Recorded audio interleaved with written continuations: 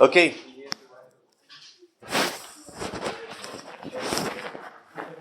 We had started over with the coordination compound, and in coordination compound we had talked about the various observation.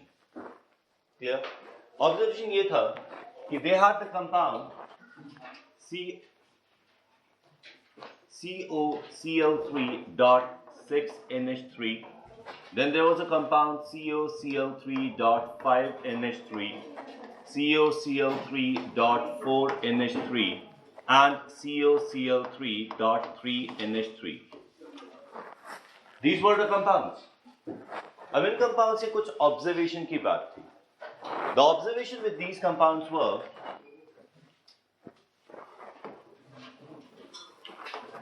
they had the observation of Van 't Hoff factor. The Van 't Hoff factor for this compound it turned out to be 4. For this compound it turned out to be 3. This 2 and this was 1. They talked about lambda molar. That is the molar conductivity. जब molar conductivity की बात की गई, then in that case lambda molar. This suggested that this species had 4 ions, this had 3 ions, this had 2 ions, and this did not have ions. ठीक है? उसके बाद एक और ऑब्जर्वेशन किया गया that excess of dilute silver nitrate was added to it. ठीक है? जब excess of dilute silver nitrate was added to it, then in that case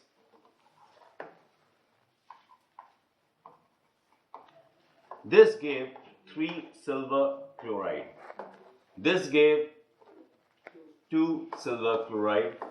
This gave 1 silver chloride. And this compound did not give any silver chloride. तो ये observations थे. Now, depending on these observations, they had certain inferences. ठीक है? और वो inferences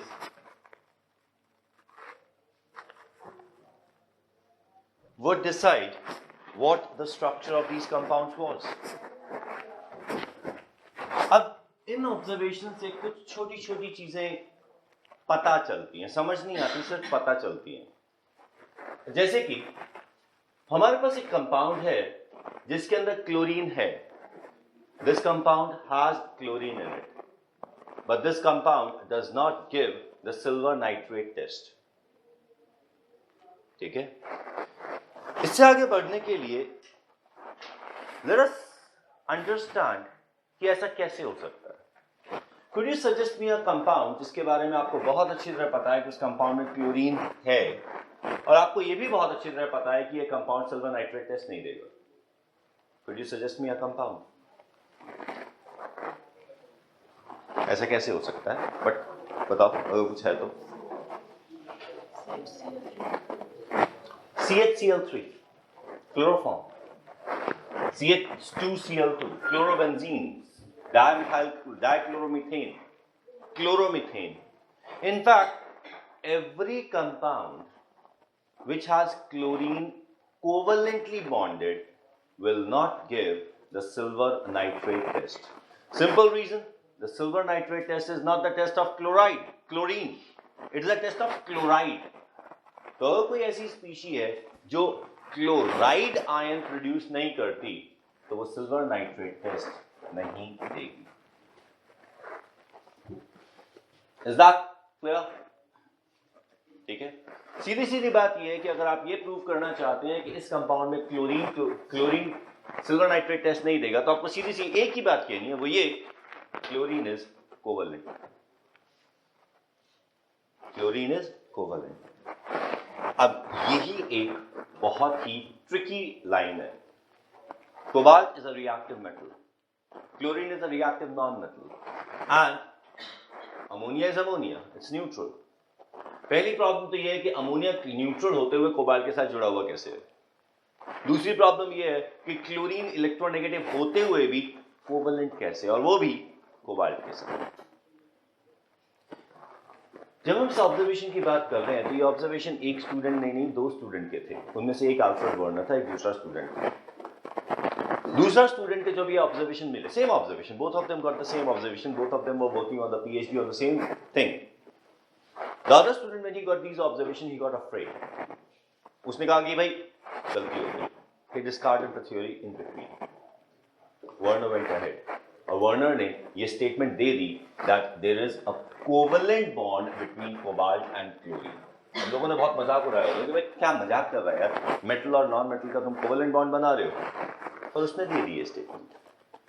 और वो इससे भी आगे बढ़ गया ये बताने के लिए कि ये कोवेलेंट बॉन्ड किस तरीके से है और क्या है.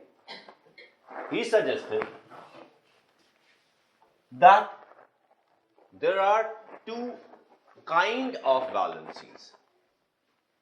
There are two kind of valency. अब देखो हम ये बोलते हैं कि इसकी 2 वैलेंसी है, इसकी 3 वैलेंसी, इसकी 4 valency. We are talking about the valencies. He didn't talk about the valency word.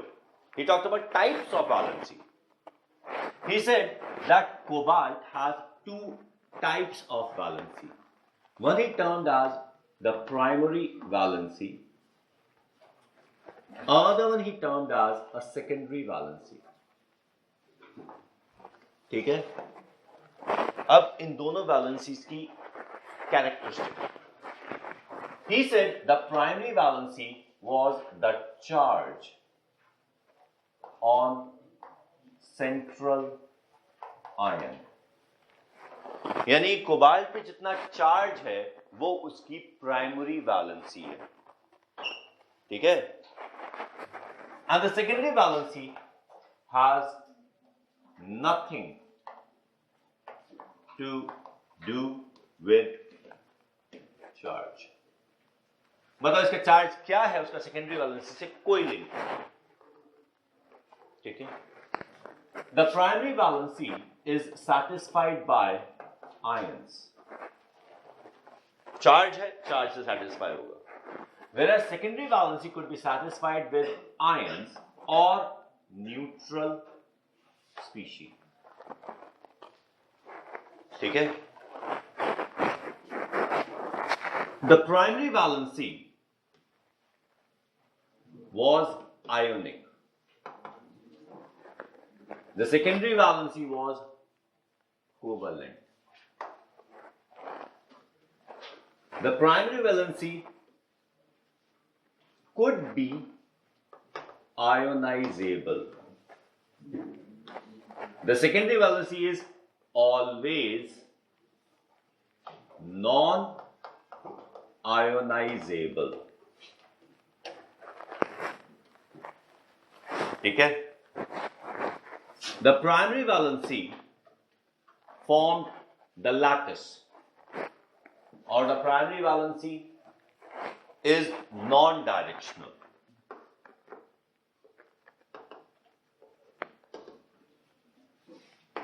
Whereas secondary valency is directional,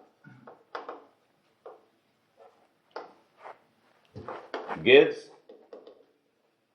structure or shape. So that was the characteristic of these valencies. ठीक है. Werner also suggested that the same species could be satisfying the primary as well as secondary valency. Now, these primary valencies, they generally form ionization sphere, whereas the secondary valencies satisfy and they form coordination sphere. So this is what we have as 2 valency, this is what we have as the arrangement. Now, Werner suggested that these compounds were a bit different from what we are writing the formula as. He suggested that instead of writing this particular structure like this, we should be writing it CO NH3 6 Cl3. This should be the way we should write its formula. This is coordination sphere. This is ionization sphere. ठीक है, this is coordination sphere, this is ionization sphere. तो Werner ने ये बोला कि ammonia was satisfying only the secondary valency of cobalt. Cobalt has 6 secondary valency.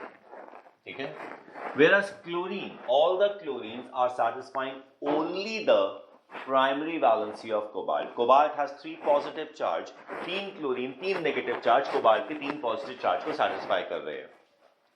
Since these chlorines have nothing to do with the secondary valency, these are purely ionic. These purely ionic chlorine, when dissolved in water, are going to get ionized. यहां पर ये एक species बन जाएगी, ये 3 species बन जाएगी, total हमारे पास 4 स्पीशी मिल जाएंगे. ठीक है, फर्दर ये भी आयनिक है, ये भी आयनिक है, तो हमारे पास टोटल 4 आयंस मिल जाएंगे. और जब हम इसमें सिल्वर नाइट्रेट डालेंगे तो because 3 chlorides have got dissociated, they are ionized, therefore silver nitrate is going to give a precipitate with these chlorides to form 3 silver chlorides. So this would be the observation. Coordination sphere is formed by the secondary valency. ये है coordination sphere. इसमें क्या होता है, क्या देखो, simple, एक minute. Werner gave certain statements to explain the observations. So we are just going to stick to those statements. ठीक है, clear? So this is what we have as the ionization sphere. अब second वाले compound को Werner ने suggest किया कि we should be writing this compound as CO NH3 5 Cl2. Again, this was the coordination sphere, this was the ionization sphere. अगर हम इस coordination sphere और इस आयनाइजेशन स्फीयर की बात करते हैं तो वी सी दैट यहां पर अब इस कोऑर्डिनेशन स्फीयर के अंदर 5 अमोनिया है, 1 क्लोरीन है. So these 5 ammonia and 1 chlorine are satisfying the secondary valency. ठीक है, तो ये 1 क्लोरीन और ये 5 अमोनिया कोवलेंट है. This chlorine, it satisfies one of the secondary valency of cobalt, and in addition to that, because chlorine has a negative charge also, it is satisfying the primary valency also of cobalt. तो यहां पर chlorine 2 valency को satisfy कर रहा है, primary को भी और सेकेंडरी को भी. क्योंकि क्लोरीन सेकेंडरी वैलेंसी को सेटिस्फाई कर रहा है and it is covalent, therefore this chlorine is not ionisable. तो जब हम इसको पानी में डालते हैं, then in that case these 2 chlorines get ionized. This chlorine doesn't get ionized, it is covalent. Therefore we are going to get 3 particular species, 2 chloride, 1 ये पूरा कैटायन. कंडक्शन में 3 आयंस मिलेंगे, 2 आयन और ये 1 आयन. ठीक है, और जब सिल्वर नाइट्रेट डाला जाएगा तो सिर्फ ये वाले क्लोराइड प्रेसिपिटेट होंगे, ये वाला क्लोरीन प्रेसिपिटेट नहीं होगा, बिकॉज it is covalent. ठीक है, now इसकी बात करें, he said the compound would be CO NH3 4 Cl2 Cl. Now 4 ammonia and 2 chlorine satisfy the secondary valency of cobalt. ठीक है, अब सारी चीजें सामने हैं. ये वाले क्लोरीन आयोनाइज नहीं होंगे क्योंकि ये कोवलेंट है. ये वाला क्लोरीन आयोनाइज हो जाएगा क्योंकि ये सिर्फ आयोनिक है. ये प्राइमरी और सेकेंडरी दोनों वैलेंसी को सेटिस्फाई कर रहे हैं, ये सिर्फ प्राइमरी वैलेंसी को सेटिस्फाई कर रहा है, ये आयोनाइज होगा. We are going to get 2 species in the solution, we are going to get 2 ions in the solution and we are going to get only 1 silver chloride. ठीक है, clear? When you talk about this compound, इसको उसने कहा it should be CO NH3 thrice Cl3. अब यहां पर सबसे मजेदार बात, this compound should not be soluble in water. यानी कि नहीं, पानी के साथ ये हाइड्रोजन बॉन्ड नहीं बना सकता, डिसोशिएट करके आयंस नहीं बना सकता. ठीक है, इस तरह के जितने भी कंपाउंड्स होते हैं वो पानी में सॉल्युबल नहीं होते, ये सॉल्युबल होते हैं ऑर्गेनिक सॉल्वेंट्स में, बिल्कुल वही वैन डर वाल्स फोर्सेस वाली बात है। फर्दर यहाँ पे जब पानी के अंदर डिसॉल्व करेंगे सिर्फ एक, अगर किसी भी स्पीशी में डिसॉल्व करते तो Van 't Hoff factor is going to be 1 undissociated covalent compound. Then second, it's not going to give any electrical conductance, ions में तो हुआ ही नहीं है, and very obviously this is not going to give silver nitrate precipitate, silver chloride नहीं बनाएगा।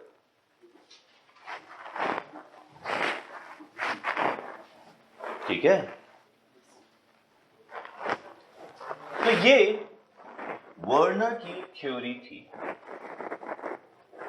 और इस Werner की थ्योरी में उसने सारे ऑब्जर्वेशन को एक्सप्लेन किया था, पर इस सारे के सारी चीजों में एक इंपॉर्टेंट बात थी, that there should be a covalent bond between cobalt and chlorine. उसने सारे ऑब्जर्वेशंस दे दिए थे, सारे ऑब्जर्वेशन को एक्सप्लेन कर दिया था, इसके अलावा उसने और भी बहुत कुछ बताया था। उसने इन कंपाउंड्स की आइसोमर्स बताए थे, उसने इन कंपाउंड्स के सारे स्ट्रक्चर्स बताए थे, सब कुछ बताया था, बस वो एक बात नहीं बता पाया था, why is it a covalent bond. सब कुछ बता दिया था, बट वो ये नहीं बता पाया था एक कोवेलेंट बॉन्ड है कैसे। और इसका एक बहुत ही सिंपल सा रीजन था, उस समय तक किसी को यही नहीं पता था कोवेलेंट बॉन्ड होता क्या है, why is a covalent bond form, क्योंकि एक बहुत इंपॉर्टेंट डिस्कवरी उस समय तक नहीं हुई।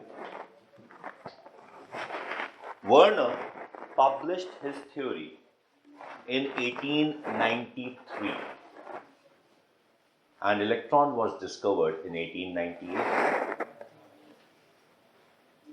तो वर्नर ने पूरी की पूरी थ्योरी, पूरा का पूरा ऑब्जर्वेशन, पूरा का पूरा explanation, he gave it without the knowledge of the word electron. And I suppose now you can excuse him for not knowing why the covalent bond is formed and what the covalent bond is. Later on, when the electron was discovered, they re-explained Werner's theory in terms of electrons. In fact, Werner himself explained it in terms of electrons. He got a Nobel Prize. He was the first person to get a Nobel Prize for inorganic chemistry. I don't know उसके बाद कितनों को मिला, लेकिन he was the first person. ठीक है? Now let us understand what Werner theory would be. अब we are talking about Werner's theory in modern perspective. Cobalt is a transition element.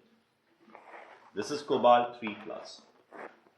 अगर हम इसके इलेक्ट्रॉनिक कॉन्फ़िगरेशन की बात करें तो this electronic configuration would turn out to be D6 configuration. Cobalt has positive charge, it has empty orbitals. These empty orbitals have a capacity to accept the electron pair from electron donors. So this cobalt central ion CO3+ is a Lewis acid. It has a capacity to accept the electron pair. Okay? On the other hand, when we talk about ammonia or we talk about chloride, these species have donatable electron pair. So these donatable electron pair can be shifted towards the empty orbital of cobalt. There would be a bond formed due to sharing of electron. This will be a covalent bond. Since it is a covalent bond formed by one-sided sharing of the electron pair by a species, this bond is a coordinate covalent bond. ठीक है? तो cobalt और ammonia के बीच में, cobalt और chloride के बीच में एक कोऑर्डिनेट कोवेलेंट बॉन्ड बन जाएगा। Now, coordinate bond is a covalent bond, so it is bound to show all the characteristics of a covalent bond. It is directional, it is non-ionizable, it depends on the number of empty orbitals that cobalt has. ठीक है? Is it clear? तो simple सी बात है, ये सारी चीजें अब explain हो गई। ठीक है? For any species to be the central ion, it must satisfy certain conditions. Let's write it.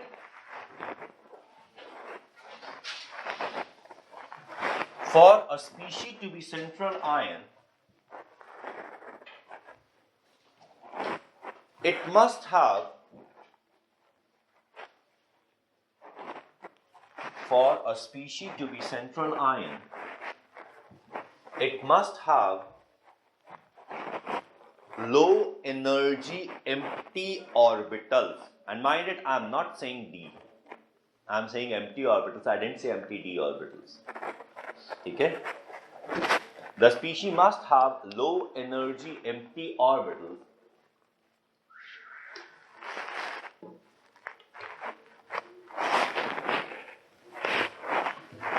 which it can use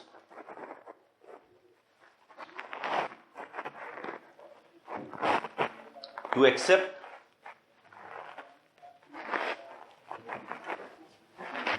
the electron pairs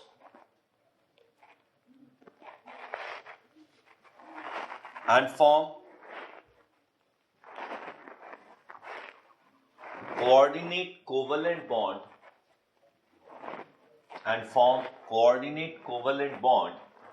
with a release of energy.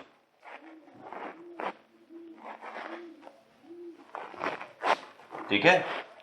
Simply, the central ion must be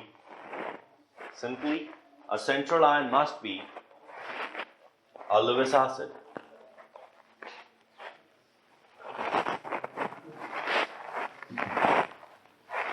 Full stop. Further,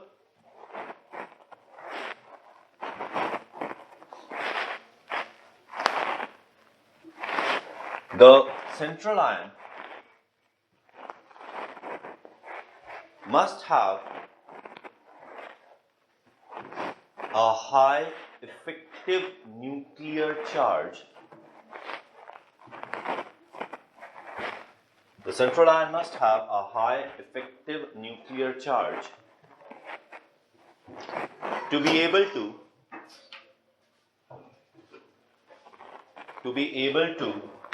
attract the electron pair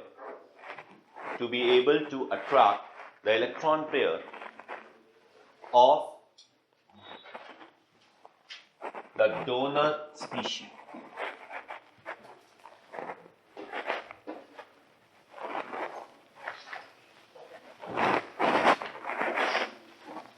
Okay? Clear? So that is the requirement for any species to be central ion. And now it is very much understood that central ion का effective nuclear charge जितना ज़्यादा होता चला जाएगा, उसकी capacity to attract the electron pair would become that much more. और उसके जो coordinate bond बन रहे हैं वो उतने strong हो जाएंगे. यहाँ पर हमारे पास एक term आती है जिसे हम बोलते हैं Irving-Williams series. Irving-Williams series. The Irving-Williams series simply arranges the various cations or various ions in the order of their effective nuclear charge. जैसे जैसे effective nuclear charge बढ़ता चला जाएगा, they would say that the stability of the complex would keep on increasing. अब जैसे कि हम transition elements की बात करते हैं, first transition series की बात करते हैं, we have scandium 2+, titanium 2+, इस तरीके से सारे के सारे 2+ charges की हम बात करते हैं. Although they may exist, they may not exist. पर अगर हम सारे के सारे 2+ ions की बात करेंगे, so as we are moving across the period, the size of the cation is going to decrease, the effective nuclear charge is going to increase, and therefore we say that the complex forming tendency of the cation keeps on increasing as we move across the period in the first transition series. Very obviously, Fe2+ से Fe3+ के complexes ज़्यादा stable होने चाहिए. ठीक है? तो central ion का charge जितना ज़्यादा होता चला जाएगा, उसके complexes की stability उतनी बढ़नी चाहिए. Is that clear? Okay. So that is what we have as Irving-Williams series. Okay. This is an Irving-Williams series. The arrangement of the central ions in the order of the arrangement of central ions in the order of the stability of their complexes is termed Irving-Williams series. Irving-Williams series. Full stop. It is essentially the arrangement of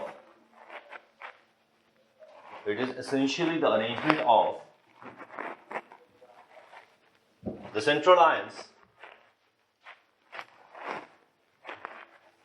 in the order of their effective nuclear charge.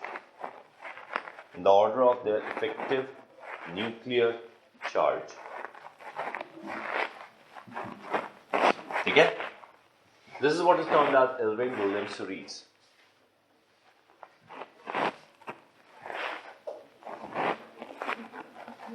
ठीक है? कोई confusion? Okay. Now, अब यहां पर उन्होंने इसे arrange कर दिया कि यहाँ पे अमोनिया लगा देते हैं NH3, NH3, NH3, NH3, NH3. ठीक है?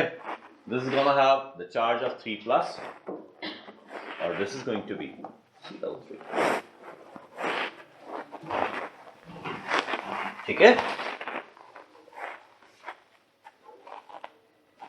Is it clear? तो ये हमारे पास अरेंजमेंट हो गया। अब देखो हमने सेंट्रल आयन की तो बात कर ली, लेकिन ये जो स्पीशीज के साथ अटैच हुई है इसकी भी तो बात करनी चाहिए। ठीक है? एक टर्म होता है लाइग, LIG।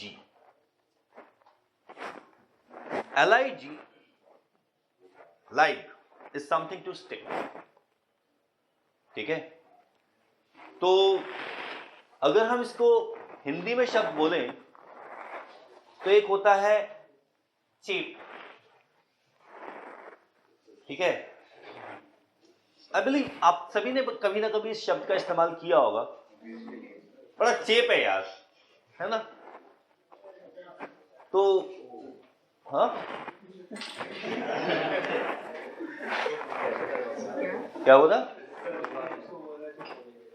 अच्छा, उसको चुप होने के लिए बोला। चुप नहीं, चुप और चेप में फर्क होता है। तो नाउ हिंदी में शब्द होता है चेप, बायोलॉजी में एक शब्द होता है चेपू। चेपू वो होता है जो किसी को चिपका के खुद निकल लेता है। चेपुओं वाला किरदार अक्सर किसी भी पार्टी के होस्ट अदा करते हैं। ठीक है? अब जो भी पार्टी का होस्ट होता है वो दरवाजे पे खड़ता है, और जी आइए बताइए क्या हाल चाल है, ये वो। और कुछ मेहमान होते हैं, हाँ जी बताइए और कैसा चल रहा है और क्यों चल रहा है और क्या। अबे यार, सामने से हट, दूसरे को रिसीव करना है, पर नहीं। और जी और बताइए कैसा अरेंजमेंट हुआ, किसने किया, कहाँ से इस हलवाई को अरेंज किया, कहाँ से उसको अरेंज किया, ये फूल कहाँ से लिए, ये कहाँ से लिए। अबे यार छोड़ दिए। इतने में पता वो जो होस्ट होता है उसको दिखता कोई आ रहा है, वो कह रहा है आइए आइए आपको मिलवाता हूँ, ये देखिए भाई साहब ये देखिए। उन दोनों को आपस बढ़ा के खुद निकल लेता है। ऐसे व्यक्ति को कहते हैं चेपू। और बायोलॉजी में ऐसे चेपुओं का नाम है लाइगेजेस।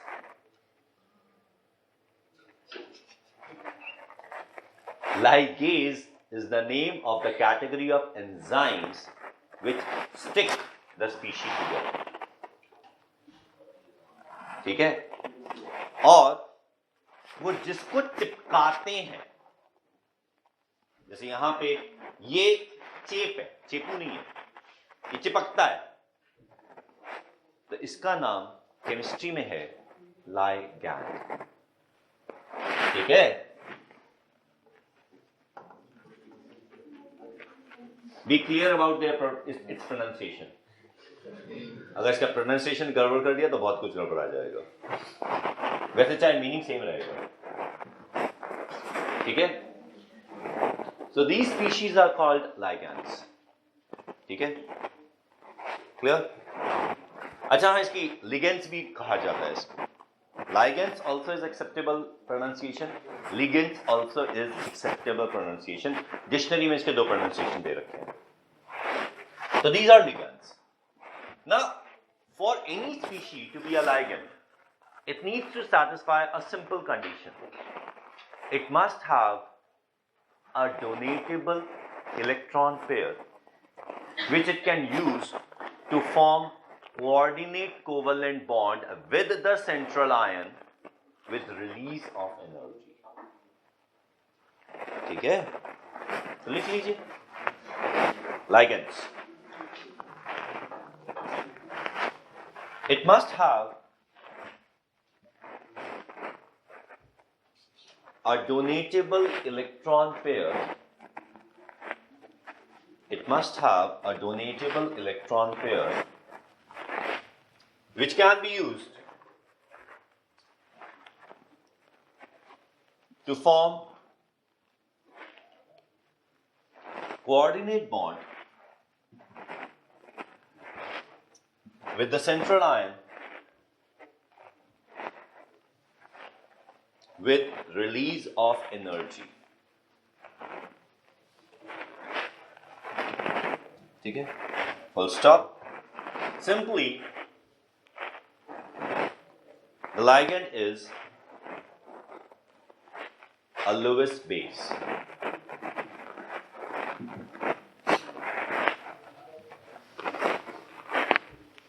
ठीक है, full stop. This electron pair could be a lone pair, and the lone pair is the non-bonded electron pair present in the valence shell. That is called a lone pair.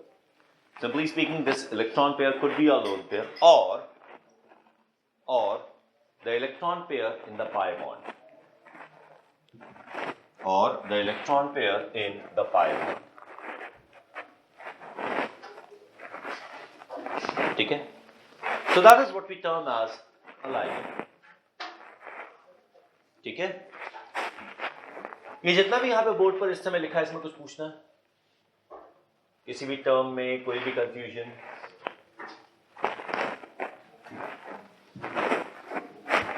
देखो, ये chapter inorganic chemistry का सबसे मुश्किल easy chapter है. मुश्किल इसलिए कि इस चैप्टर को समझना पड़ता है. इजी इसलिए कि एक बार समझने के बाद दोबारा समझना नहीं पड़ता और फिर क्वेश्चन गलत नहीं होते.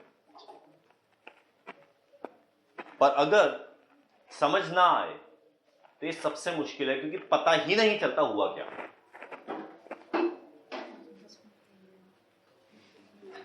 अभी तक तो समझ आ रहा है. तो इसलिए मैं कह रहा हूं कि it is the most difficult easy chapter of inorganic chemistry. And in addition to that, I don't know what happened in your school, but this is the most interesting chapter of entire chemistry. Not just inorganic chemistry में तो अकेला यही chapter है जो interesting है, पर ये पूरी chemistry का मुझे सबसे interesting chapter लगता है, क्योंकि इस chapter में कुछ होता हुआ लगता है कि हाँ कुछ हो रहा है, कुछ समझने वाला है. तो इसीलिए little careful. और ये एक ऐसा चैप्टर है जिसका क्वेश्चन हर पेपर में आता ही आता है. गिने चुने क्वेश्चन है इस चैप्टर में, पर आता जरूर है इसका क्वेश्चन. मेंस में भी आएगा, एडवांस में भी आएगा, ठीक है, बोर्ड्स में ऑफ कोर्स आएगा. तो just be clear about this chapter. इसका क्वेश्चन आना ही आना है.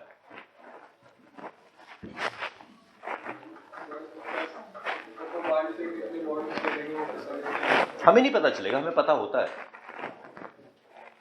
किसी भी स्पीशी की वैलेंसी कभी पता चलती है क्या? हमेशा पता होती है. Valency is never predicted, it is determined experimentally. ठीक है ना? हाँ, कुछ कुछ है इलेक्ट्रॉनिक कॉन्फ़िगरेशन वगैरह से हम चीजों के प्रेडिक्शन करते हैं, लेकिन इलेक्ट्रॉनिक कॉन्फ़िगरेशन भी तो ऑब्जर्व क्वांटिटी है.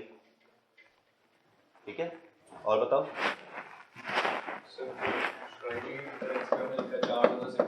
जी, सेकेंडरी वैलेंसी में लो एनर्जी एम्प्टी ऑर्बिटल है। इनफैक्ट सेकेंडरी वैलेंसी इस बात पर डिपेंड करती है कितने अकोमोडेट हो सकते हैं। कुछ नहीं है, क्या बताऊं मैं एम्प्टी ऑर्बिटल। हाँ तो वो ऐसा कुछ नहीं है, empty orbital, the number of low energy empty orbital. बिल्कुल करेंगे। जैसे हमारे पास कोई भी स्पीशी है, जैसे फास्फोरस है, phosphorus has the capacity to show the valency of 3 or 5, variable है ना। जैसे यहाँ पर भी कई बार हो जाता है, जनरली नहीं होता पर हो जाता है। जैसे कोबाल्ट की हर कंपाउंड के अंदर वैलेंसी 6 ही हो जाती है सेकेंडरी।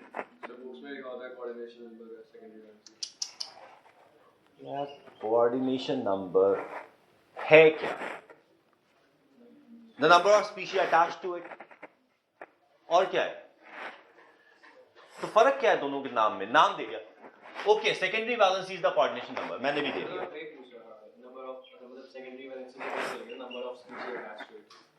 और क्या बोला तुमने? पूछा तो सेकेंडरी वैलेंसी पता कैसे चलेगी?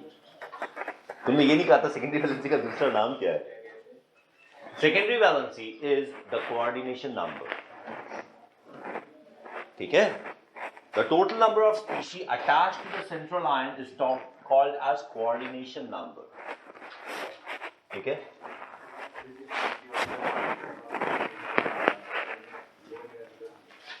लो एनर्जी का बेटा ये एक्सपेरिमेंटल ही है कि कितने ऑर्बिटल। ऐसे तो एम्प्टी ऑर्बिटल तुम इलेक्ट्रॉनिक कॉन्फ़िगरेशन देख के क्या बताओगे? हर किसी स्पीशी में इनफाइनाइट एम्प्टी ऑर्बिटल्स हैं,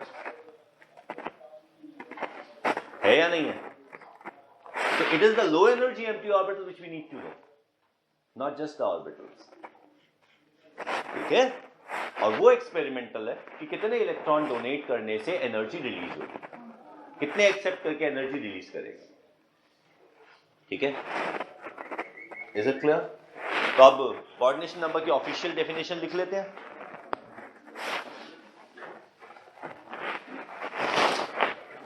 the number of atoms attached to the central ion, number of atoms attached to central ion is termed its coordination number.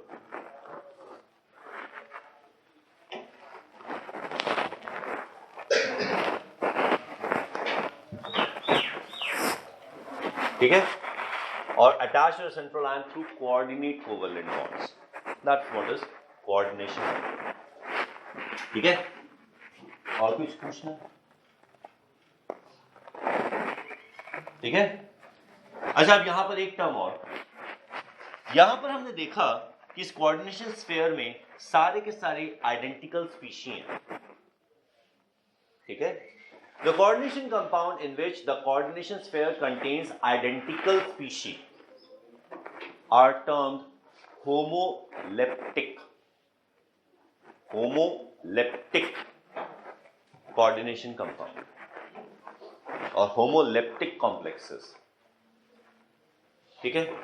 Very obviously, अगर कोई भी species different हो गई तो different is hetero, it becomes heteroleptic. ठीक है? तो अगर हम इसकी बात करेंगे तो ये होमोलेप्टिक है, लेकिन ये बाकी सारे हेट्रोलेप्टिक है, ठीक है? ठीक है? Now we are going to talk about the different types of ligands. अलग अलग तरह के ligands हैं, ठीक है? There are different ways to classify ligands. उसमें जो सबसे पहला तरीका है of classifying ligands is on the basis of denticity.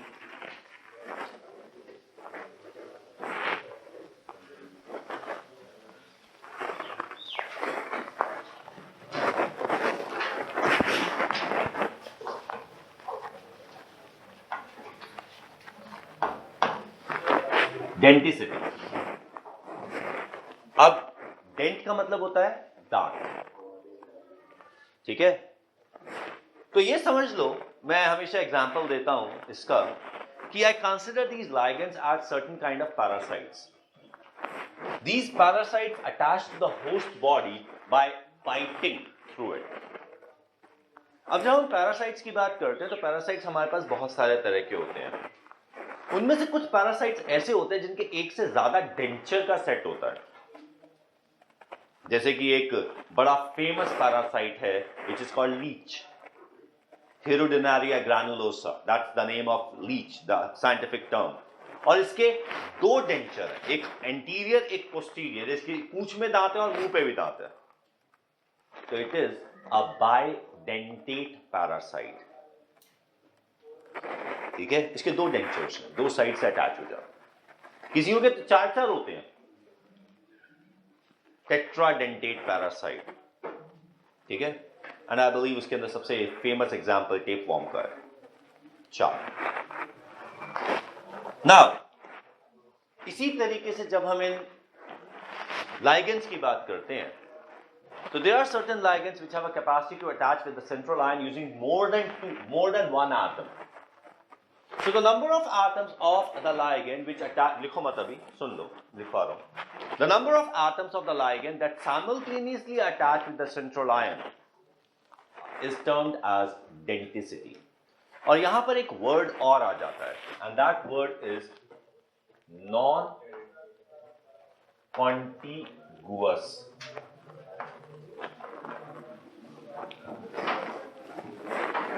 People prefer to write the word continuous, but contiguous is attached with each other.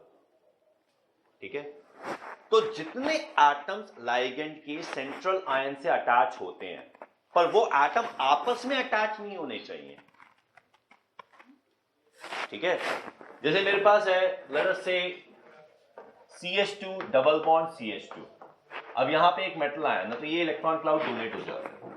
अब C और C एक दूसरे से अटैच्ड है, तो दे बिकम कॉन्टिगुअस एटम्स. ठीक है, ऑन द अदर हैंड अगर मेरे पास है CH2 CH2 NH2 NH2. अब नाइट्रोजन के पास इलेक्ट्रॉन पेयर, इस नाइट्रोजन के पास इलेक्ट्रॉन पेयर, ये मेटल को डोनेट हो जाता है. नाउ इस नाइट्रोजन ने भी डोनेट किया, इस नाइट्रोजन ने भी डोनेट किया, पर ये दोनों नाइट्रोजन आपस में अटैच नहीं है, तो दिस बिकम्स नॉन कॉन्टिगुअस. ठीक है, the number of non-contiguous atoms of the ligand which attach with the central ion at the same time is termed as denticity. Is it clear? देखिए, denticity. The total number of non-contiguous atoms,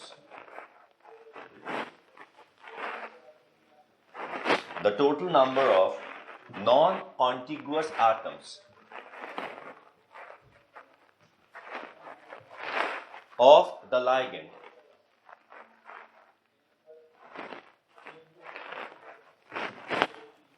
which attach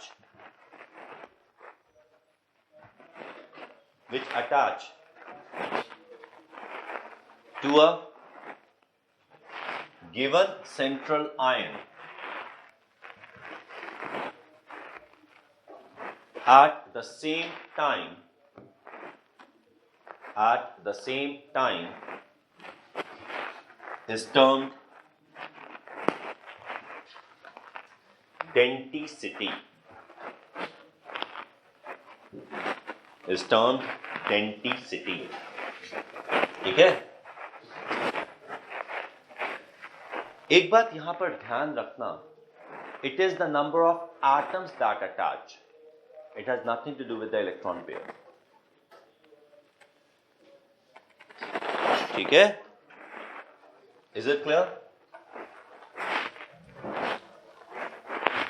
तो अब हमारे पास बहुत सारे examples आ जाते हैं. अब जैसे कि हमारे पास पहला एग्जाम्पल आता है मोनोडेंटेट.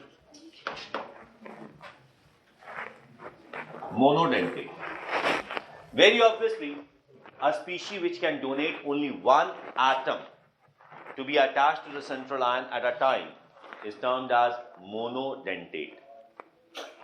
बहुत सारे एग्जाम्पल्स हैं मोनोडेंटेट के, Cl minus NH3 H2O OH minus, ठीक है, these are all monodentate ligands, ठीक है. Then we could have an example called bidentate ligands. Bidentate ligands के अंदर भी बड़े सारे एग्जाम्पल्स हैं. Something like CH2, NH2, CH2, NH2, यहां पर इलेक्ट्रॉन पेयर है, यहां पर इलेक्ट्रॉन पेयर, ये डोनेट हो जाता है, ठीक है. Then we could have CO negative, CO negative, double bond O, double bond O. This is called ethylene diamine. आप इसका IUPAC नेम देना चाहें, not a problem. Ethane 1,2 diamine, ठीक है. बट इन शॉर्ट जब हम इसका लिखते हैं, फॉर्मूले में लिखते हैं, तो EN लिख देते हैं. तो इसको just it's written as EN. So this is a short form used for ethylene diamine. यहां पर this is oxalate, ठीक है, और इसका शॉर्ट फॉर्म सीधा सीधा ऑक्स है,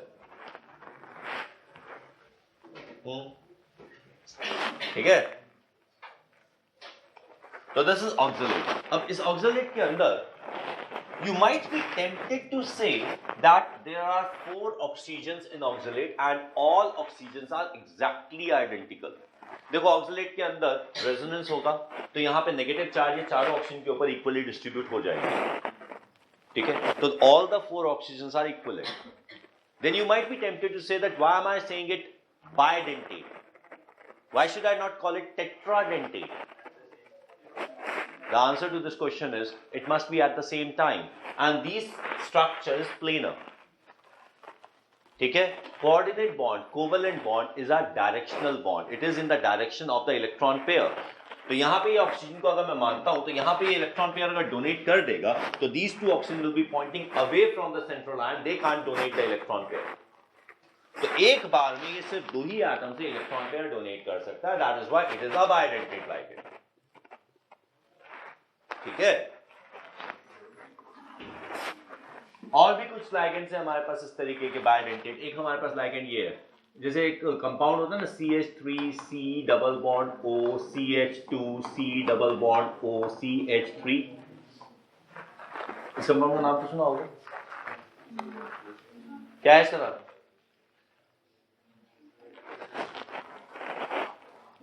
This is the compound which has 98% of enol content.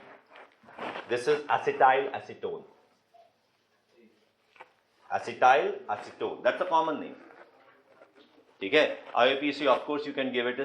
It is pentane 2,4-diol. ठीक है. इस कंपाउंड के अंदर इनॉल कंटेंट बहुत ज्यादा है. तो इनॉल कंटेंट होने की वजह से इट इज समथिंग लाइक यहां पे H आ जाता है, and that H is quite acidic. तो ये बहुत आराम से इस तरीके का आयन बना देता है.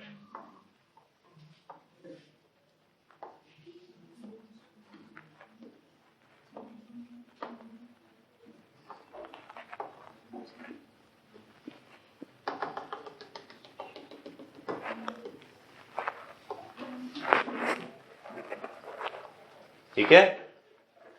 इसको एसिटाइल एसीटोनेट आयन कहा जाता है. एसिटाइल एसीटोनेट, ठीक है. It is a bidentate ligand, clear.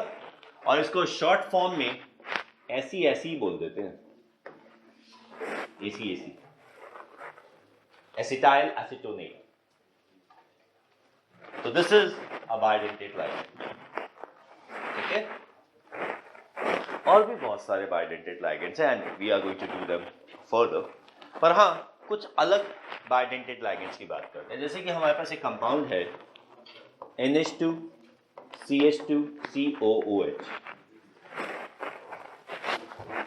This species called glycine. This is an alpha amino acid.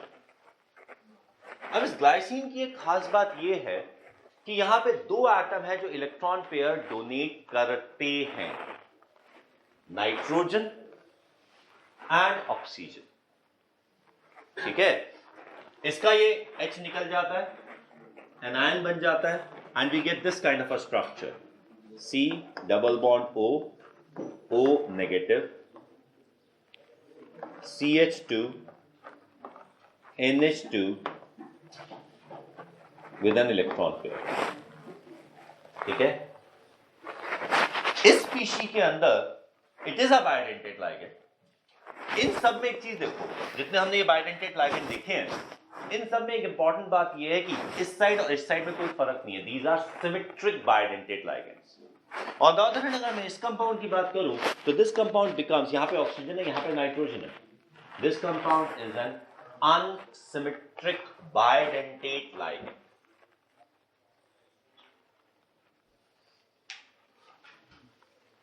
कोई confusion?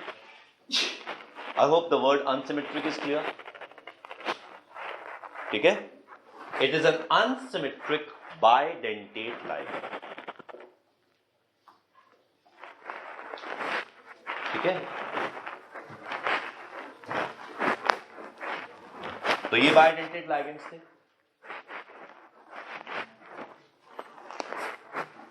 We can have tridentate ligand, something like हमारे पास ये कंपाउंड है, जैसे कि CH2 CH NH CH2 CH2 CH2 NH2 NH2। ठीक है, इसे हम बोल सकते हैं diethylene triamine. This is ethylene diamine, this is diethylene triamine. ठीक है, इन शॉर्ट इसको डायल लिख दिया जाता है, हिंदी वाला डायल नहीं। ठीक है, डाई एन, ठीक है, डाई एन बोलना चाहिए, मुझे डायन नहीं। हाँ, तो दिस इज डायन और डाई एन, तो this is a tridentate ligand. ठीक है, we can even have tetradentate ligand. एक और लगा दीजिए, ट्रायन कर दीजिए, तो ये टेट्राडेंटेट लाइगेंड बन जाएगा। ठीक है, एक ट्रेन होता है और एक ट्रायन होता है, तो दो थोड़े से अलग होता है, we'll talk about them further. So this is a tridentate ligand और tetradentate ligand. ठीक है, we can even have a very very famous ligand, the hexadentate ligand. ठीक है, hexadentate ligand, the name is ethylene diamine tetra acetate। Ligand tetraacetate है, but compound के हिसाब से हम एसिटिक एसिड बोल सकते हैं, ethylene diamine tetra acetic acid. ठीक है, द फेमस नेम EDTA। एक बार स्टूडेंट मेरे पास आई, सर एडिटा का स्ट्रक्चर बता दीजिए। एडिटा, सर एडिटा तो क्या स्पेलिंग है? कहती एडिटा। मैं कहा थैंक यू, EDTA। तो यही क्वेश्चन मैं आपसे पूछ लेता हूँ, do you know the EDTA structure? IIT test में आ चुका है स्ट्रक्चर ऑफ EDTA, अभी 2-3 साल पहले। हाँ भाई, बना दीजिए।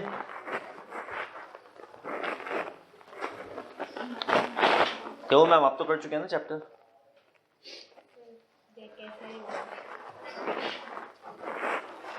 Ethylene diamine tetra acetic acid, acetate.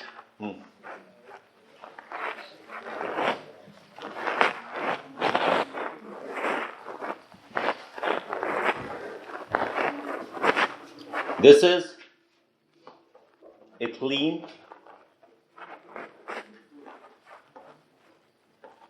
diamine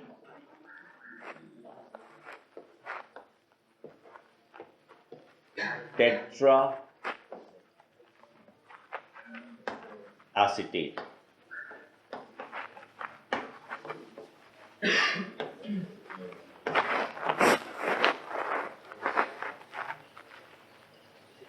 ठीक है, इथिलीन डायमीन टेट्रा एसीटेट. तो दिस इज EDTA. ठीक है, अगर मैं HH लगा दूं इनके साथ तो एसिटिक एसिड बन जाएगा.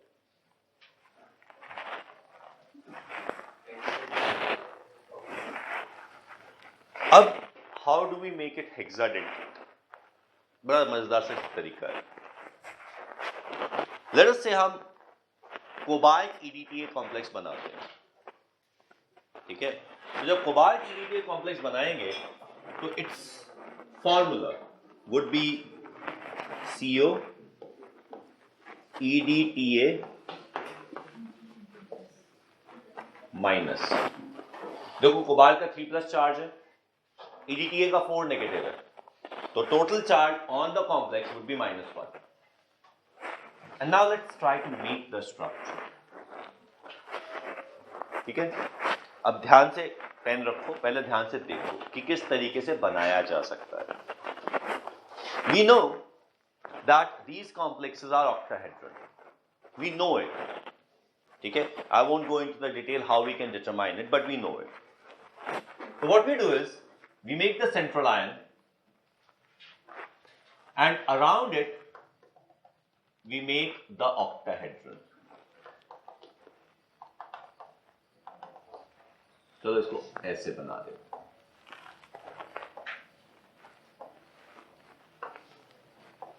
आपको अगर ज्यादा ही शौक है तो आप इसको वो उसमें बना सकते हो 3 डायमेंशनली, कि यहां पे इसको ये वेज बना दिया और यहां पर इसको डैश बना दिया. ठीक है, I liberally use the convention of organic and organic together. जो अच्छा लगता है चिपका देता हूं. शायद यही मेरी दिक्कत है कि मुझे ऑर्गेनिक एंड ऑर्गेनिक दोनों आते हैं, तो लगा देता हूं. अब देखो, ये स्पीशी को आराम से लगाओ. ठीक है, नाइट्रोजन और nitrogen they will always be on the adjacent position. बस इतना ध्यान रखना, इनको ऑपोजिट मत लगा देना, वो नहीं लग सकता. ठीक है, कहीं पर भी लगा दो नाइट्रोजन एडजेसेंट पोजीशन पे, डजंट मेक अ डिफरेंस. तो मुझे अच्छा लगता है यहां लगाना, थोड़ा सा कन्वीनियंट हो जाता है. ये नाइट्रोजन है. Now rest of the 4 position they have oxygen. अब इनको सिर्फ लिंक करना है. CH2 CH2 join together. ठीक है, यहां पर नाइट्रोजन और ऑक्सीजन के बीच में इसमें CH2CO है. ठीक है, तो it will be CH2 COO. ठीक है, बिल्कुल इसी तरीके से यहां पर CH2 COO. ठीक है, यहां पर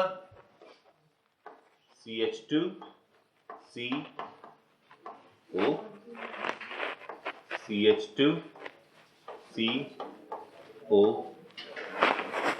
Easy. Make it.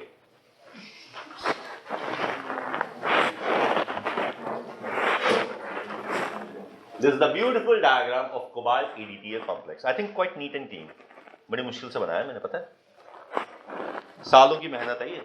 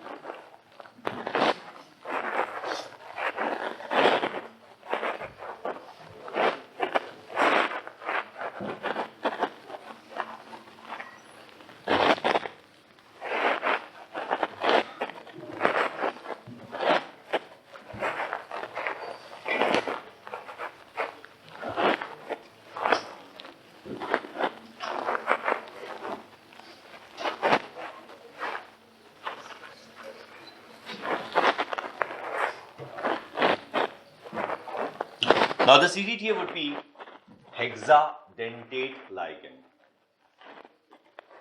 6 denticity.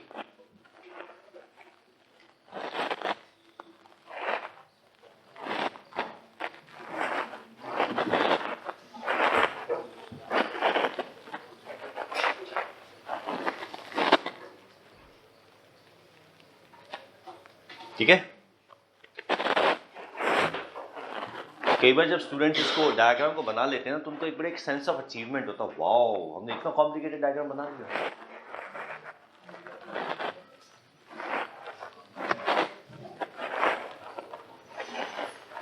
ठीक है, clear.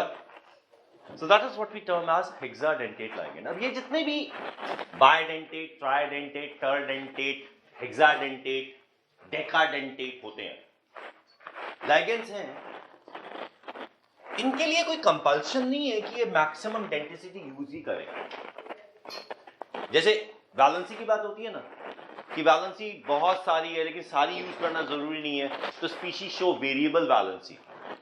In the same manner, these ligands, they have a capacity to show a variable denticity. So these ligands, they are termed flexidentate ligands. Okay? लिख लीजिए definition, flexidentate ligand.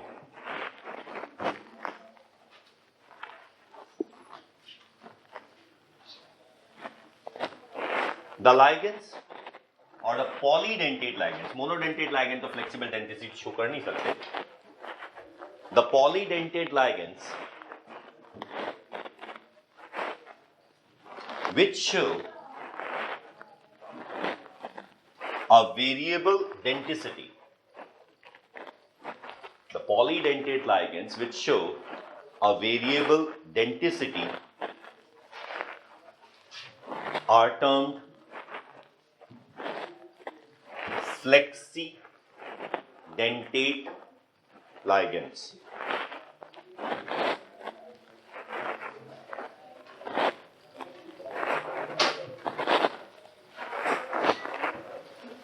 ठीक है? Any confusions? That's what we term as the flexidentate ligands.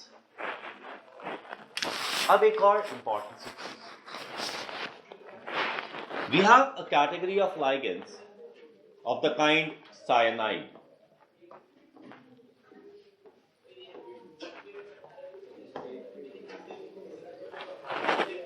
ठीक है? A ligand such as nitro.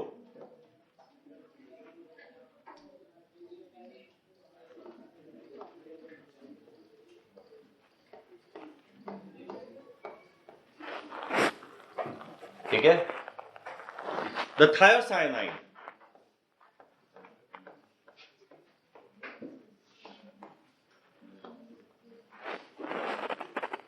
The cyanate.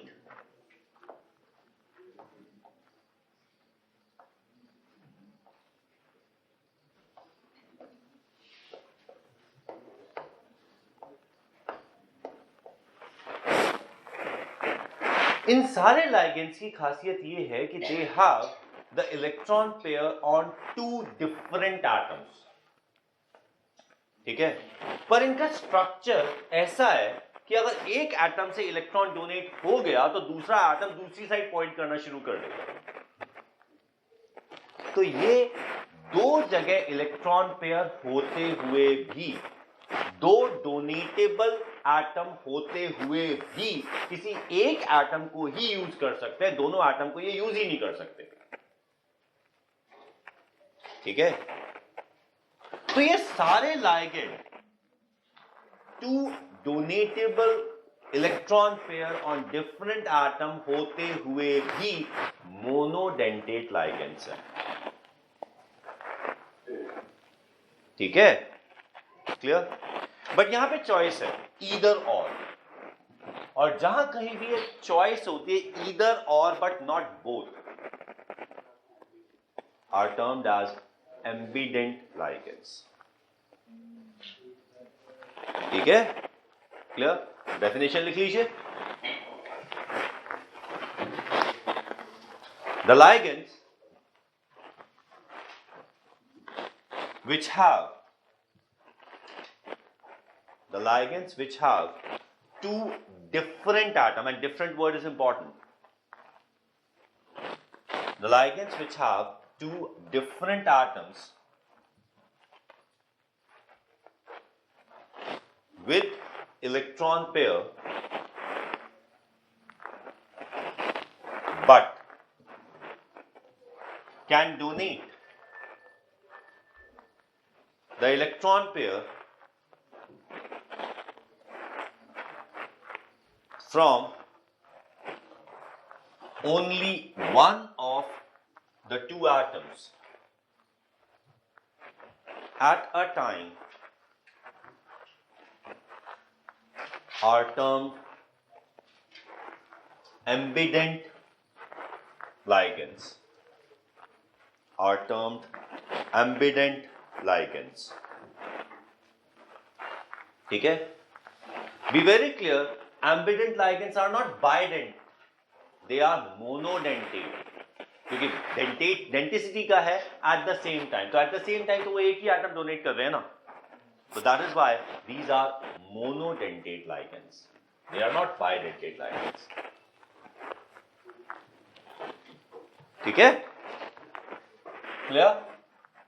So all these are monodentate ligand and these are ambident ligands.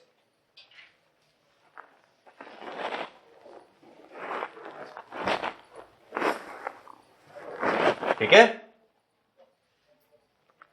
कोई confusion? ना, एक important चीज देखना कि जब भी किसी भी पॉलीडेंटेट लाइगेंड से कॉम्प्लेक्स बनेगा तो उसमें हमेशा सेंट्रल आयन के साथ एक रिंग बन जाएगी.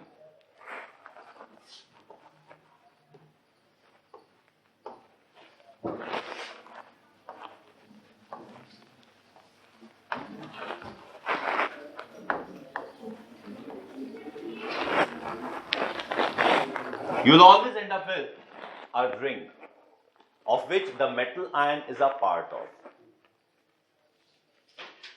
ठीक है?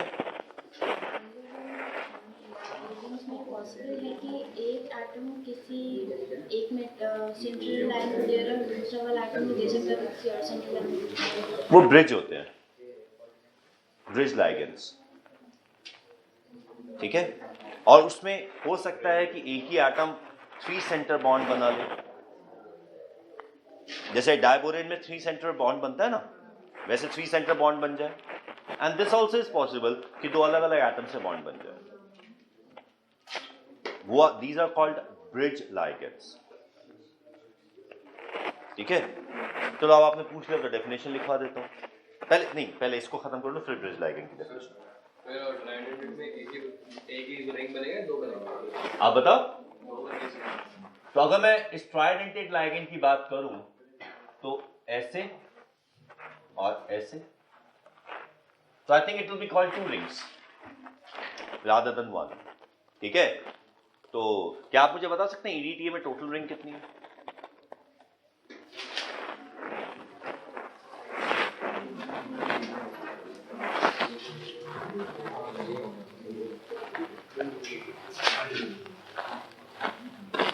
How many rings does the cobalt EDTA complex contain?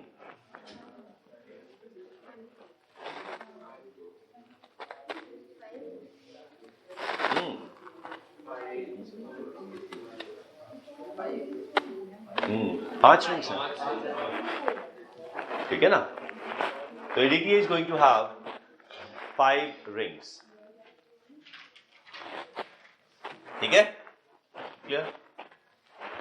जब हम इन रिंग्स की बात करते हैं तो रिंग्स को देख के एक स्पेसिफिक प्रेडेटरी ऑर्गेनिज्म याद आता है. ठीक है? और खास तौर से जब ऑक्सलेट को देखते हैं तो उस ऑर्गेनिज्म की ज्यादा याद आती है. इट्स लाइक ऐसे हाथ है, ऐसे हाथ है, ऐसे पकड़ रखा है, ये दोनों आंखें हैं और ऐसी एक बॉडी बनी हुई है, a kind of a pentagonal body. और यहाँ पे ऐसे हाथ है, यहाँ हाथ है, ये एक पैर है, ये एक पैर है, केकड़ा. So all these complexes in which the rings are formed, they are termed as केकड़ा complex. क्या हुआ? अंग्रेजी में बोलूं ज्यादा अच्छा लगेगा. क्रैब कॉम्प्लेक्स, बड़ा सुंदर लगा ना. पता नहीं हिंदी में बोलते केकड़ा कॉम्प्लेक्स तो हंसने लगते हैं. क्रैब कॉम्प्लेक्स, हाँ ये बढ़िया अच्छा नाम है. और बढ़िया नाम बनाए.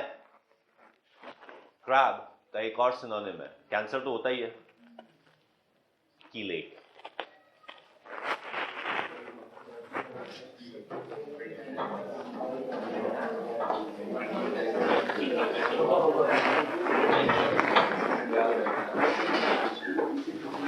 ठीक है. So this is the synonym of crab. So these complexes in which the ligand forms rings of which the metal ion is a part of are termed as chelates. कुछ लोग चीलेट बोलते हैं, कुछ चलेट भी बोलते हैं, कुछ छीलेट भी बोलते हैं, but the pronunciation better would be chelate. ठीक है. So these complexes are called chelates. Such ligands are called chelating agents, and formation of such complexes is called chelation. ठीक है. So chelates, chelating agents, and chelation.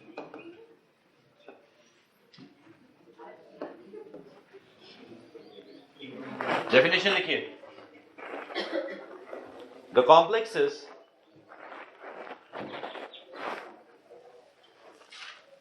in which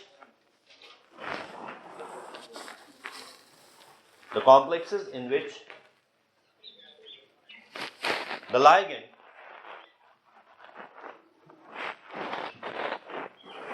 forms rings with the metal ion. The complexes in which ligand forms the rings with the metal ion are termed chelates.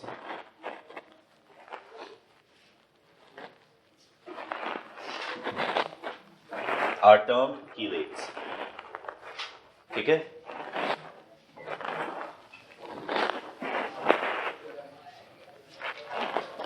Then we have chelating agents. The polydentate ligands,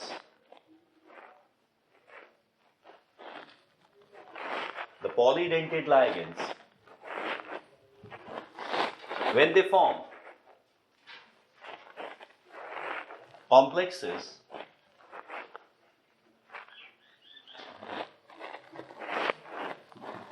there are rings of which the metal ion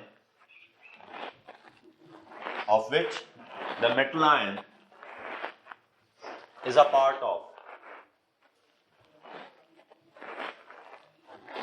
Hence, they are chelating agents.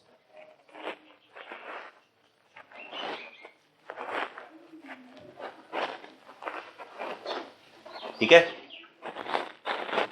Clear. अब आगे लिखिए. The process of forming chelates is termed chelation.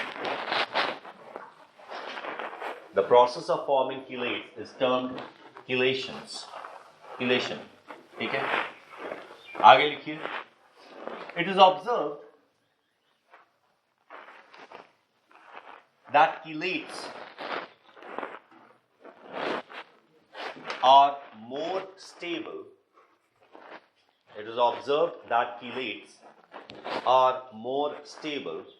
Than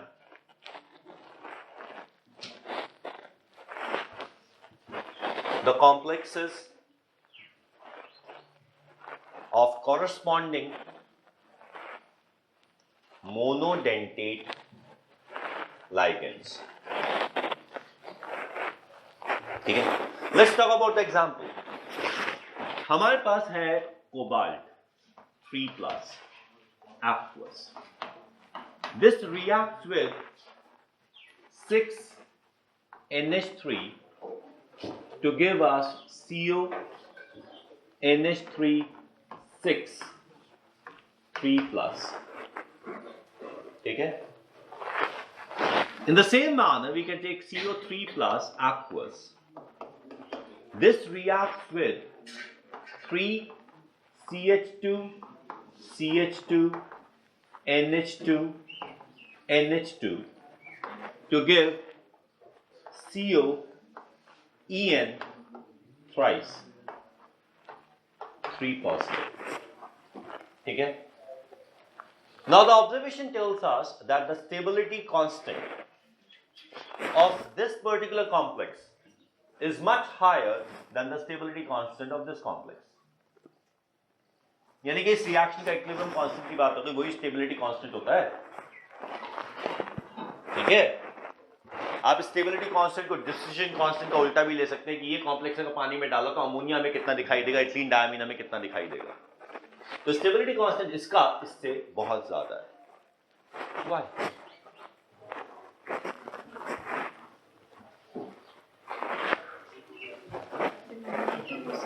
बेटा मुझे mathematics मत बताओ, मुझे chemistry बताओ. ठीक है? मैथमेटिक्स वेरी ऑब्वियस है कि जब हम K की बात करते हैं तो पहले वाले का K stability constant is going to be K1 would be equal to the concentration of CONH3 whole 6 3+ divided by the concentration of CO3+ into concentration of NH3 raised to power 6 has a very high value. Okay, fine, agree. मुझे पता है वो है, मैं पूछ रहा हूँ क्यों है. बायडेंटेड है तो क्या हुआ? बेटा टोटल तो 6 ही बॉन्ड है ना, टोटल तो 6 ही बॉन्ड है ना. ठीक है?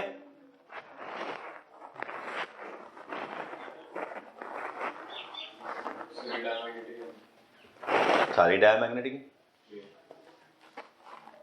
तो डायमैग्नेटिक और पैरामैग्नेटिक आप यहां से प्रेडिक्ट कहां से कर रहे हो? मैंने बताया.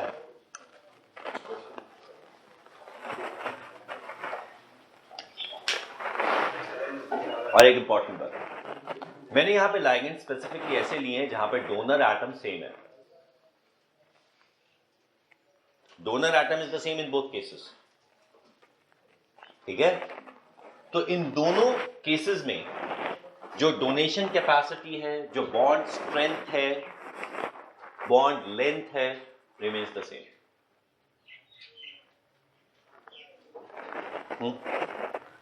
क्वेश्चन मैंने पूछा है, उनकी पिटाई करने की कोई जरूरत नहीं है. आंसर देखो बेटा, सुनो. Whenever a question is in front of you, then there are ways of solving it. ठीक है? And when the word is stability, there is word called stability. There is only one way to solve it. Which factor determines stability? Which energy? Which energy? Which energy determines stability? मैं कहता हूं ये चीज ज्यादा stable है, तो मुझे क्या बोलना पड़ेगा? कौन सी एनर्जी के हिसाब से बोलूंगा ये स्टेबल है? The energy I'm talking about includes everything.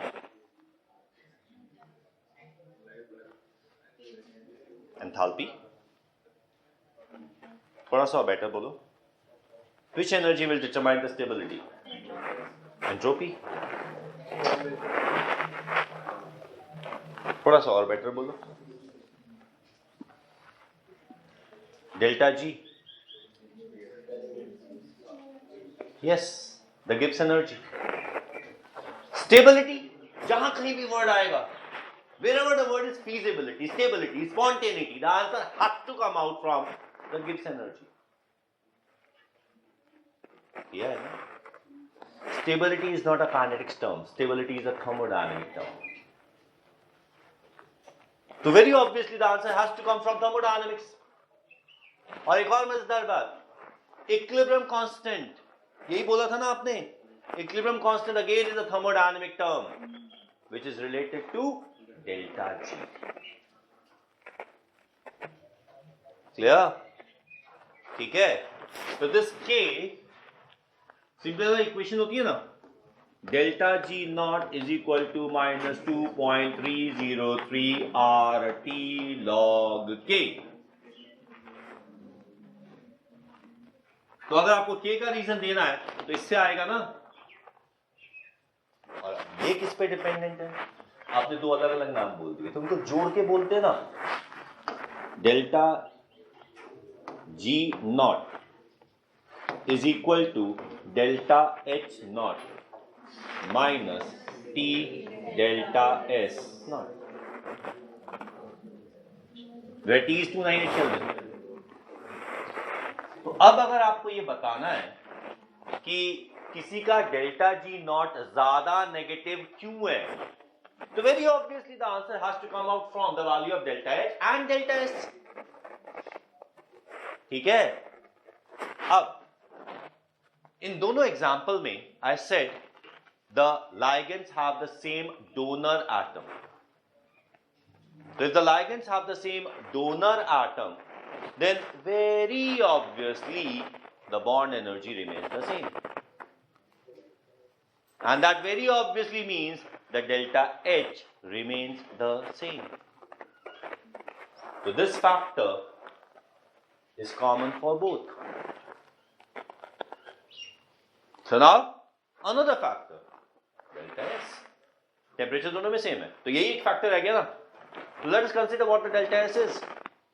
एक बात देखो, इस रिएक्शन में लेफ्ट हैंड साइड पे कितनी स्पीशी है? 7. राइट हैंड साइड पे 1. लेफ्ट हैंड साइड पे, राइट हैंड साइड पे. The complex formation, the coordination compound formation is always entropy non favoured. Entropy decreases. दिख रहा है? For the formation of every coordination compound, the delta S is negative. ठीक है? लेकिन इसमें delta S ज्यादा negative है क्योंकि 7 से 1 हो रहा है. इसमें डेल्टा S कम नेगेटिव है क्योंकि 4 से 1 हो रहा है. ठीक है? The entropy change in formation of every complex is negative. That is, every complex is entropy non-favored. ठीक है?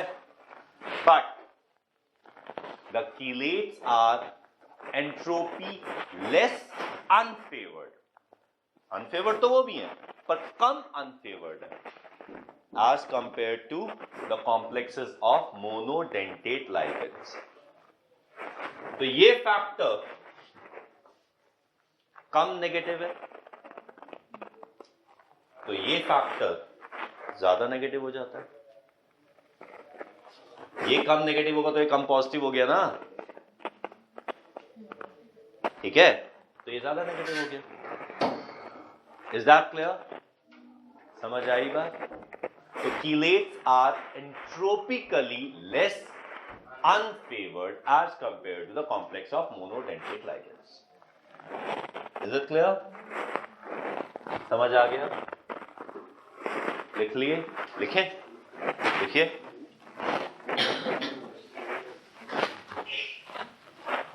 In the formation of a complex,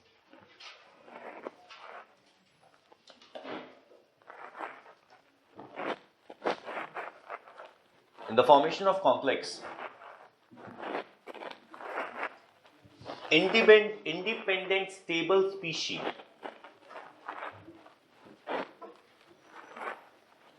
join together through coordinate bonds. Independent stable species join together to form coordinate bonds. Join together through coordinate bonds. Full stop. No bonds are being broken, only being formed.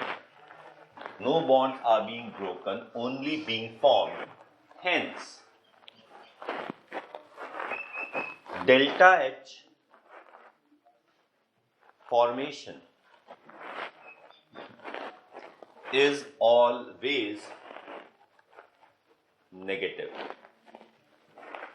मतलब कि coordination compound formation is always exothermic process. ठीक है? Full stop. Always exothermic process. ठीक है? आगे लिखिए. Free independent species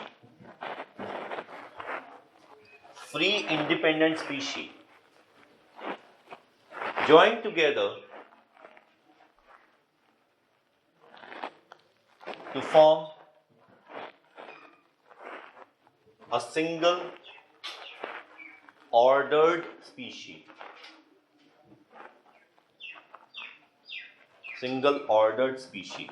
Full stop. There is always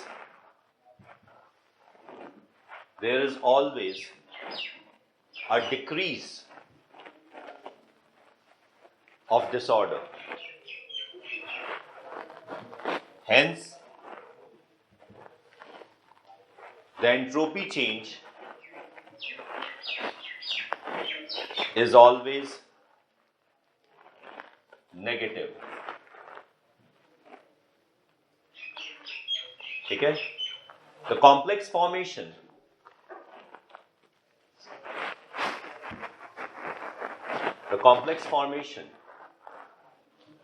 is always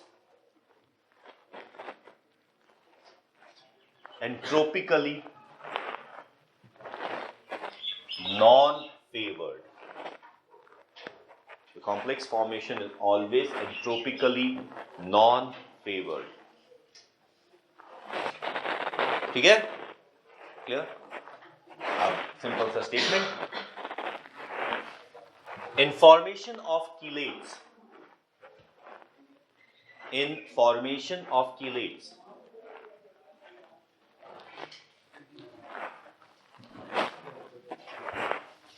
the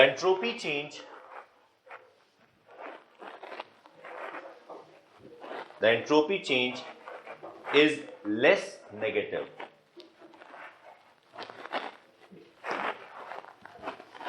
Full stop. This makes the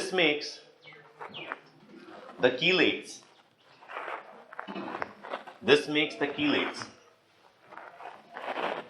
entropically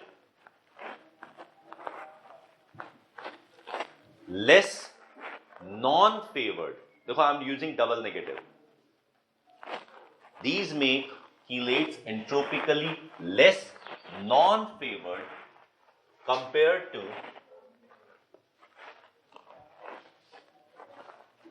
the corresponding complexes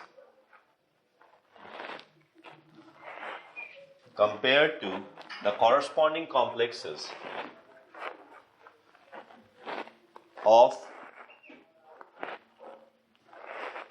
monodentate ligands. ठीक है? Yeah? This can be suggested by the stability constants. हो सकता है आपको stability constant की value दे दी जाए, पूछे जाए कि why the stability constant is so high. Finished. Reason वही है. ठीक है? Any confusions?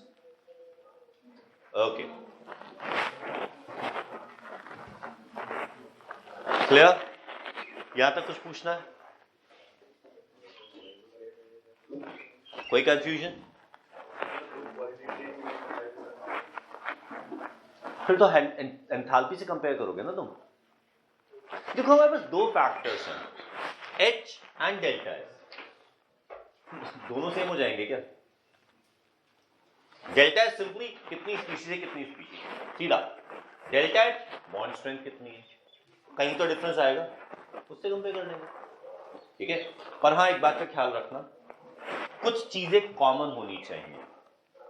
अब जैसे कि आप इथिलीन डायमीन और EDTA को कंपेयर नहीं कर पाओगे, क्योंकि EDTA में 2 नाइट्रोजन वाले बॉन्ड्स हैं, 4 ऑक्सीजन वाले बॉन्ड्स हैं। इथिलीन डायमीन में 6 नाइट्रोजन वाले बॉन्ड्स हैं, ठीक है। EDTA में एंट्रोपिकली फेवर्ड है, ये एंट्रोपिकली कम फेवर्ड है। तो यार एक फैक्टर इसे फेवर कर रहा है, एक फैक्टर उसे फेवर कर रहा है, तो कंपैरिजन कहां करोगे? और ये तो आपको पता ही है कि जहां कहीं भी 2 अपोजिंग फैक्टर आ जाते हैं हम अपने हैंड्स अप कर लेते हैं, भाई हमसे नहीं होगा, ऑब्जर्वेशन दे दो। So be very clear, you have to compare only on one basis, either it is enthalpy or entropy। अगर दोनों में गड़बड़ है नहीं कर सकते। Is it clear? ठीक है, ओके। अब एक और छोटा सा एग्जाम्पल। कभी कभी ऐसा होता है कि हमारे पास जो मेटल आयंस हैं, they get connected to each other through the ligands, ठीक है। जैसे कि एक स्पीशी है Fe3CO9, ठीक है। तो यहां पे इसका एक स्ट्रक्चर ये बन जाता है, Fe2 बना देते हैं, Fe2CO9, ठीक है। तो इसका कुछ एक स्ट्रक्चर ऐसा बन जाता है, या CO2 बना देते हैं, ये अच्छा, हाँ ये सही। तो कुछ ऐसा बन जाता है, CO CO CO CO CO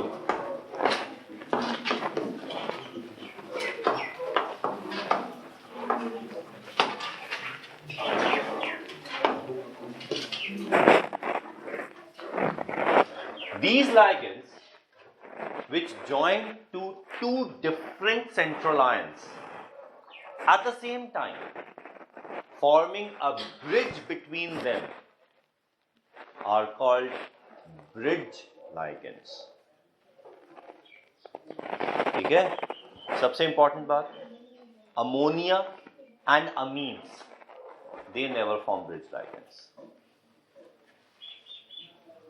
ammonia और अमीन कभी ब्रिज लाइगेंड नहीं बनता। अमाइड बनाता है, अमीन नहीं, बस ये अपने दिमाग में रखना। ये भी वैसे आपके कोर्स के बियॉन्ड इंफॉर्मेशन है, तो अगर याद नहीं रखनी कोई प्रॉब्लम नहीं है। In fact very clearly speaking, bridge ligand are not in IIT course, not in the boards course. पूछ लिया था इसलिए बताया, ठीक है। डेफिनेशन तो लिख ही लो। The ligand which bind to 2 different metal ions, the ligands which bind to 2 different metal ions at the same time, forming a bridge between them, forming a bridge between them, are termed bridge ligands,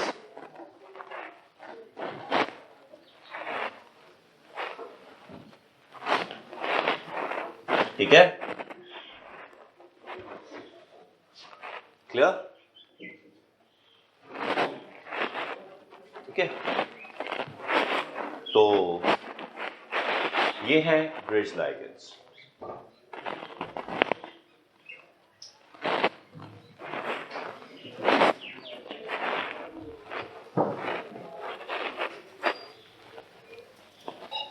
ठीक है।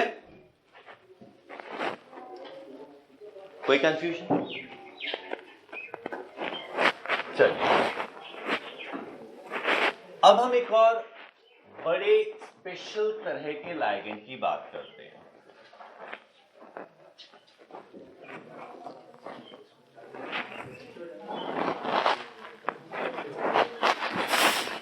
Let's say हमारे पास एक metal ion है और इसके पास carbon monoxide आ गया, ठीक है?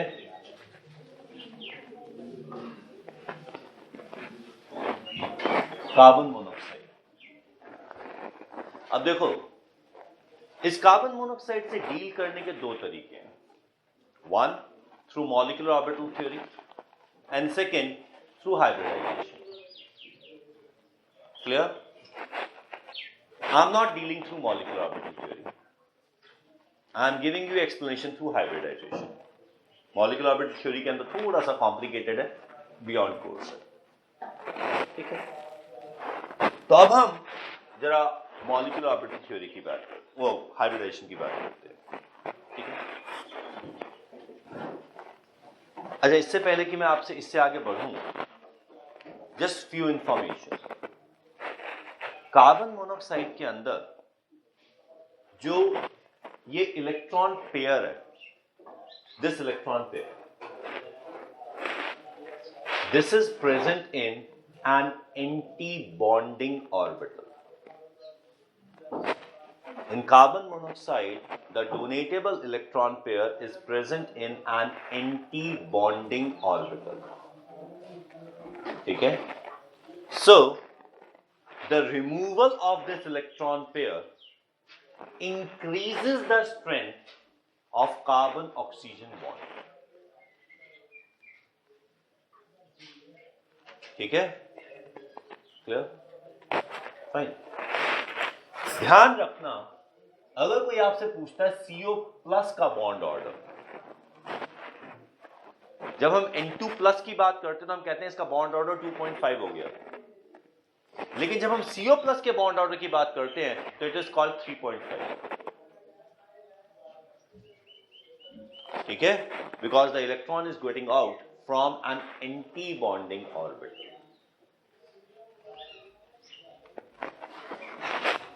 Is it clear? तो बस इतनी इंफॉर्मेशन याद रखना about the molecular orbital theory, ठीक है? फाइन, ठीक है?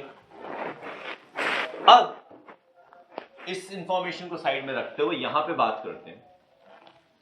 जब हम कार्बन मोनोऑक्साइड की बात करते हैं तो कार्बन मोनोऑक्साइड का एक छोटा सा हम हाइब्रिडाइजेशन के थ्रू ही एक ऑर्बिटल डायग्राम बना सकते हैं, उसका हाइब्रिडाइजेशन वर्कआउट कर सकते हैं। कार्बन मोनोऑक्साइड के अंदर देखो, कार्बन की अगर इलेक्ट्रॉनिक कॉन्फ़िगरेशन की बात की जाए तो एक ग्राउंड स्टेट कॉन्फ़िगरेशन है। Ground state configuration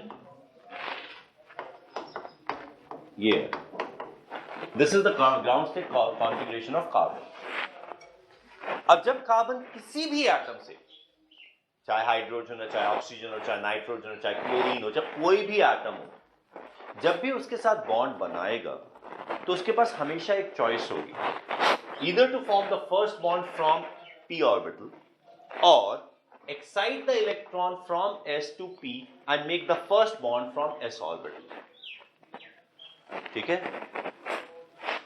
If it makes the bond from p orbital, it would mean no energy absorbed, only energy released. But if it tries to form the bond from s orbital, it would mean that the energy required to excite the electron from s to p would be consumed, and then when the bond is formed from s orbital, an extra energy will be released because s forms stronger bonds. ठीक है? Clear? Now it so happens that in case of carbon, the extra energy released due to the formation of the bond from s orbital is always able to compensate for the energy required for excitation. तो अगर carbon किसी एक atom के साथ भी bond बनाएगा तो वो बॉन्ड भी H से बनेगा, यानी कि एक्साइटेशन तो होगा ही होगा। Irrespective of the number of bonds formed by carbon, the excited state has to be this only.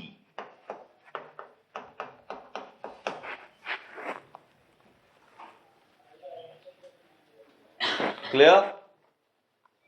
ये बात समझ में आई? कार्बन के लिए हमेशा यही एक्साइटेड स्टेट होगी। ठीक है? Okay? Now, let us say we talk about CO, carbon monoxide. Carbon monoxide के अंदर ऑक्सीजन इज देयर। तो ऑक्सीजन के पास इलेक्ट्रॉन्स हैं, तो ऑक्सीजन एक सिग्मा बॉन्ड इसके साथ बना लेता है, ठीक है, एक पाई बॉन्ड इसके साथ बना लेता है। तो ऑक्सीजन ने दो बॉन्ड्स बना लिए, एक सिग्मा एक पाई, ठीक है, क्लियर, डबल बॉन्ड बन गया। Now oxygen is a good electron donor, ठीक है। ये तो ऑर्गेनिक केमिस्ट्री के अंदर थ्रू आउट हमने बात की है ना कि nitrogen oxygen are good donors, fluorine उतना अच्छा डोनेट नहीं करता, क्लोरीन उतना अच्छा डोनेट नहीं करता, oxygen is an excellent donor. तो being an excellent donor, oxygen carbon को कहता है कि यार तेरे पास दो अनपेयर्ड इलेक्ट्रॉन, इनको अगर पेयर कर दे तो मैं अपना इलेक्ट्रॉन पेयर दे दूंगा, ठीक है। कार्बन कहता है लेट अस ट्राई। अब देखो अगर ऑक्सीजन अपना इलेक्ट्रॉन पेयर डोनेट करता है, then in that case an extra bond would be formed, and that formation of an extra bond would release an extra energy, but be very clear, electron pairing would require energy, ठीक है। तो oxygen का जो electron pair donation है, that is able to compensate for this pairing energy very effectively. This electron gets paired. तो यहां पे carbon का इलेक्ट्रॉनिक कॉन्फ़िगरेशन बन जाता है,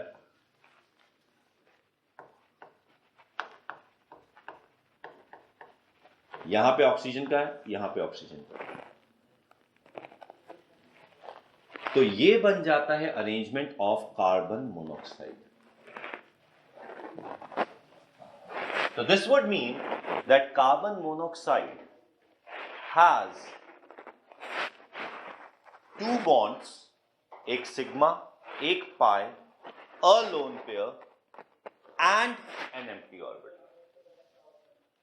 जिस एम्प्टी ऑर्बिटल में ऑक्सीजन अपना कोऑर्डिनेट बॉन्ड बनाता है तोड़ता है, बनाता है तोड़ता है, ठीक है।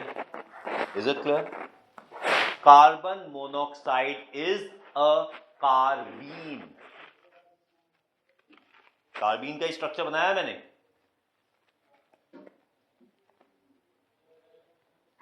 It is a singlet carbene, जैसे CCl2 होता है, याद आया, करवाया था CCl2। CCl2 में भी यही बोला था। तो carbon monoxide is a singlet carbene, it has empty orbital. A carbene, a triplet carbene is a biradical. A singlet carbene is an electrophile. Carbon monoxide is an electrophile. It is an electron acceptor.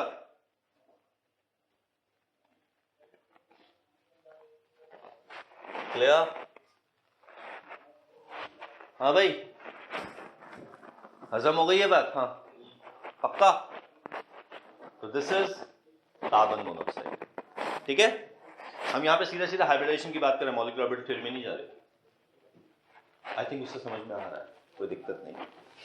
अब जब carbon monoxide इस metal के पास आता है, तो carbon monoxide is not an electron donor. ये metal के पास जाके पता क्या बोलता है, हाँ भाई मेटल इलेक्ट्रॉन है देने के लिए। अब लो, यहां पे मेटल खुद एक लुईस एसिड है, it is suppose to accept the electron pair forming the coordinate bond of carbon monoxide, उसके पास आके बोलता है हाँ भाई इलेक्ट्रॉन है देने के लिए। अब मेटल क्या जवाब दे? अगर मेटल कहता है नहीं नहीं मेरे पास कोई इलेक्ट्रॉन नहीं, तो कार्बन मोनोऑक्साइड कहता है क्या करने आया फिर बजा, नहीं बनाना मैंने तेरे साथ बॉन्ड। कुछ मेटल ऐसे होते हैं जिनके पास एम्प्टी ऑर्बिटल तो होते ही हैं, पर साथ ही साथ उनके पास कुछ डी ऑर्बिटल फिल्ड भी हैं, Of course, we are talking about transition elements. Transition element have empty orbital as well as filled orbital. तभी तो वो transition है.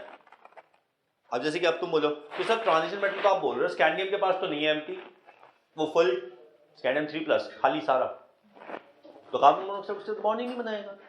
सिंपल. टाइटेनियम 4+ नहीं बनाएगा. कार्बन मोनोऑक्साइड तो मेटल आयन से ये नहीं पूछता कि तेरा इफेक्टिव न्यूक्लियर चार्ज क्या है. कार्बन मोनोऑक्साइड मेटल आयन से पूछता भाई तेरे पास इलेक्ट्रॉन पेयर है डोनेट करने के लिए. अब कार्बन मोनोऑक्साइड का एम्प्टी ऑर्बिटल कौन सा है? It's a p orbital, unhybridised p orbital. ठीक है. मेटल, ये मेटल है, इसके पास इलेक्ट्रॉन पेयर है इसके d ऑर्बिटल में. ठीक है. तो अब अगर यहां पर इसके d ऑर्बिटल में इलेक्ट्रॉन पेयर है तो मेटल कहता है हाँ भाई है मेरे पास इलेक्ट्रॉन पेयर है. ठीक है. इट इज समथिंग लाइक कि किसी सरकारी ऑफिस में, आज की तारीख में तो पता नहीं, लेकिन पहले जब होता था कि सरकारी ऑफिसर से काम करवाना है तो आपको मिठाई का डब्बा लेके जाना होता था.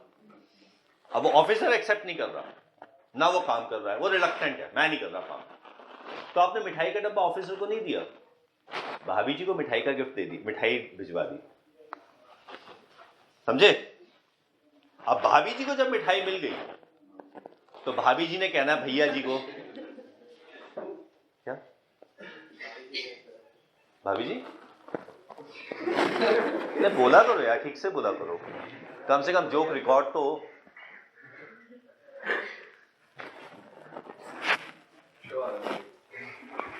भाभी जी घर पे है? नहीं मैंने देखा नहीं कभी, इसलिए मेरे घर में टीवी नहीं है ना. ओके. हाँ मेरे घर में टीवी नहीं है. हाँ सही. अब मत पकड़िए, यहाँ पे खोल छोड़ के बैठिए. ओके ना. तो यहां पर तो जब आपने भाभी जी को गिफ्ट पहुंचा दिया तो भाभी जी ने भैया जी को पुश किया कि जी वो इतने अच्छे हैं, यहां पे हमें गिफ्ट दे गए, आप उनका काम कर दीजिए ना. Carbon monoxide is not ready to donate the electron pair, but the metal ion donates the electron pair in its empty p orbital. और मजेदार बात, अगर मॉलिक्यूलर ऑर्बिटल थ्योरी की बात करते हैं तो ये एम्प्टी ऑर्बिटल भी एंटी बॉन्डिंग है. तो जब इसमें इलेक्ट्रॉन आएगा then also it will decrease the bond strength of carbon oxygen. अब ये डोनेट करता है, यहां पे इलेक्ट्रॉन डेंसिटी बढ़ जाती है. जब इलेक्ट्रॉन डेंसिटी बढ़ती है तब carbon becomes an electron donor and it forms a sigma coordinate bond. ठीक है. ध्यान से सुनिए. Carbon monoxide is not an electron donor, it is an electron acceptor. The metal ion donates electron pair from its filled d orbital to the empty p orbital of carbon monoxide. This increases electron density on carbon monoxide, which allows it to donate its electron pair, forming a sigma coordinate bond. ठीक है. Clear? पहले ये बना, this is a pi coordinate bond,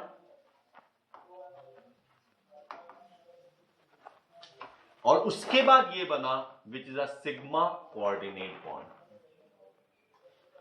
ठीक है. Just remember, जहां एक भी बॉन्ड नहीं बनना था अब 2 बॉन्ड बन गए.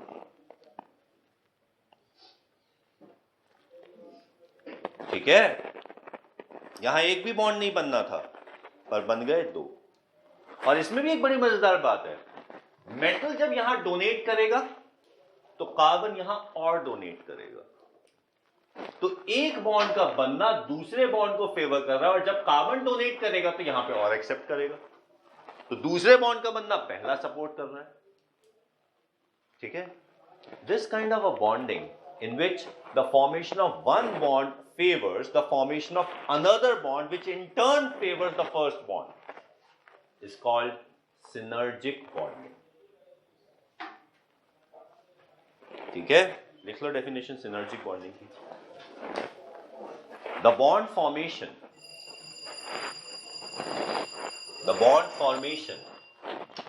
in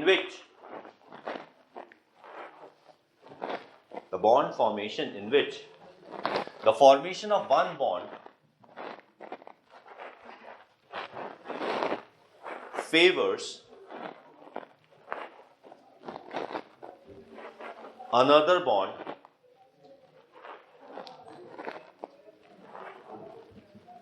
which in turn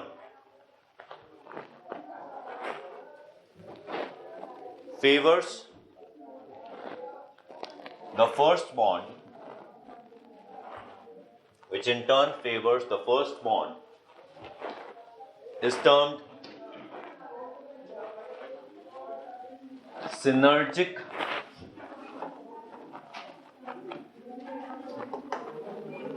bonding.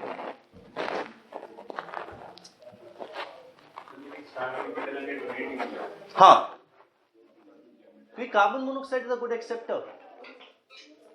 Carbon monoxide ने खाली ऑर्बिटल से प्रॉम्प्ट किया मेटल आयन को डोनेट करने के लिए, ठीक है, clear. This is called synergic bonding. देखिए, in case of carbon monoxide,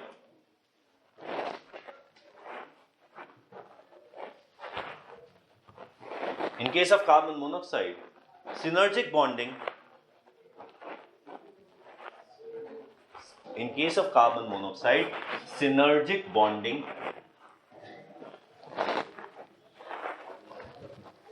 facilitates formation of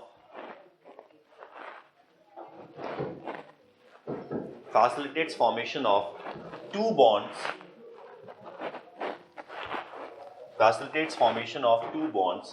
where even one was not possible, ठीक है। Carbon monoxide as such ligand ही नहीं है, क्योंकि वो इलेक्ट्रॉन पेयर डोनेट नहीं कर सकता, एज सच वो लाइगेंड ही नहीं है। लेकिन सिनर्जिक बॉन्डिंग के चलते ये एक स्ट्रॉन्ग लाइगेंड बन जाता है, in fact one of the strongest ligand,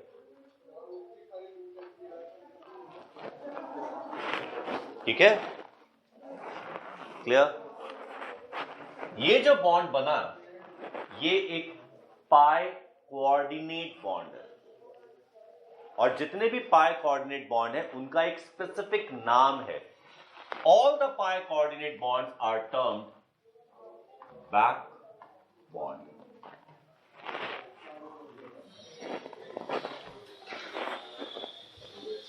clear. तो back bonding is a pi coordinate bond, a pi coordinate bond is a back bond,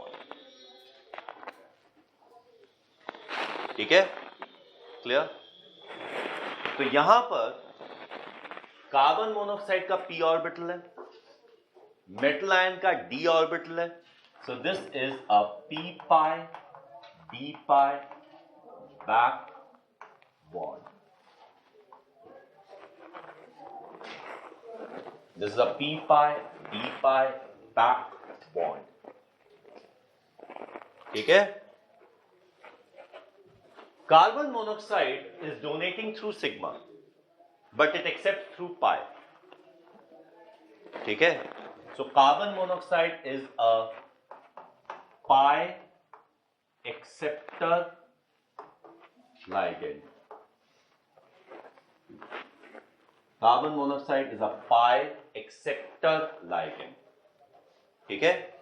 और जो भी इलेक्ट्रॉन पेयर एक्सेप्ट करता है उसको लुईस एसिड बोला जाता है। तो carbon monoxide is also a pi Lewis acid, और you may even simply say pi acid ligand, ठीक है, अ पाई एसिड लाइगेंड। यहां पर एसिड को एक्सेप्टर की जगह यूज कर लिया गया है, ठीक है। This makes carbon monoxide a very strong ligand, ठीक है। कार्बन मोनोऑक्साइड का कोऑर्डिनेट समझ में आ गया, ठीक है। पर be very very clear, carbon monoxide सिर्फ उन्हीं मेटल के साथ कॉम्प्लेक्स बनाता है जिनके पास डोनेटेबल इलेक्ट्रॉन पेयर है डी ऑर्बिटल में। अगर डी ऑर्बिटल में डोनेटेबल इलेक्ट्रॉन पेयर नहीं है तो कार्बन मोनोऑक्साइड कॉम्प्लेक्स ही नहीं बनाता, फिर वो लाइगेंड ही नहीं है, स्ट्रॉन्ग तो छोड़ो, ठीक है। बिल्कुल ऐसे ही लाइगेंड्स हमारे पास दो और है, एक NO plus, same NO plus is isoelectronic with carbon monoxide, ठीक है। और दूसरा cyanide CN minus. Cyanide is a strong complexing agent not because of its negative charge, it is a strong complexing agent because of this back bonding, ठीक है। So this is, we have explained synergic bonding, we have explained the pi acid ligand, pi acceptor ligand, ठीक है, और back bonding ligand।